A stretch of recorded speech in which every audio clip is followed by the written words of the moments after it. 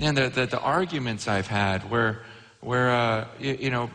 people have said, one guy, been in my church for like 15 years, ever since it started. I thought I was one of the key guys. And he comes to me, just not too long ago, and he goes, Francis, here's the problem with you.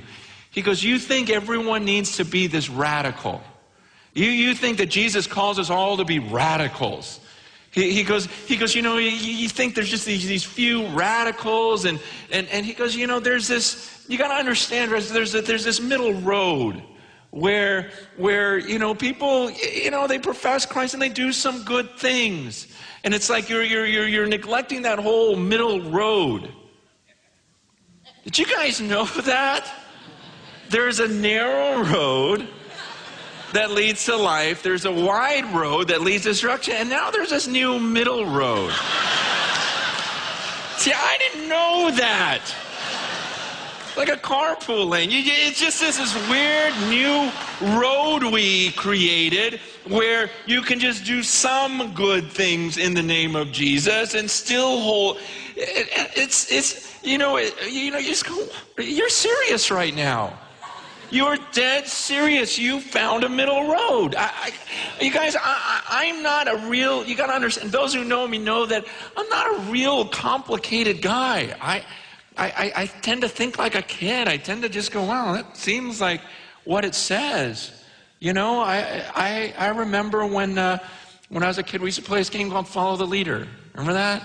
I mean, some of you guys don't, because you just played video games. But we used to play this game called Follow the Leader, where the leader, flaps his wings, and you do the same thing. And it was easy. You just do what the leader did. And it's so weird how in the church we've twisted this. And follow Jesus is a different game. You don't really have to flap your wings. You don't actually, you can just sit there and do it in your heart. Seriously. When I read the scripture, it says, man, whoever claims to know him must walk as Jesus walked. But we go, well, no, I'm doing that in my heart. You're like the kid sitting on the recliner going, no, I'm flapping my wings in my heart.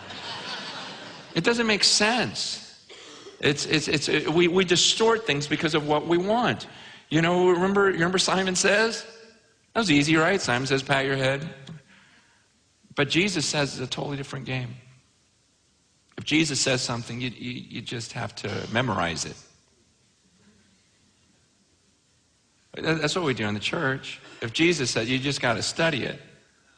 You just have to be able to quote it in the Greek.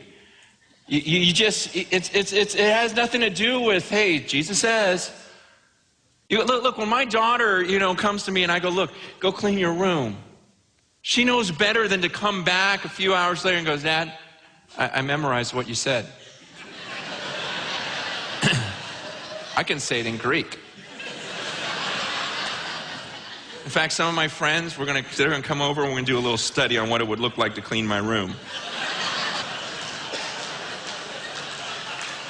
It's not making sense to me. And all I can say is that we're twisting things. We do in the church, and we create this little way where we don't actually have to do what Jesus called.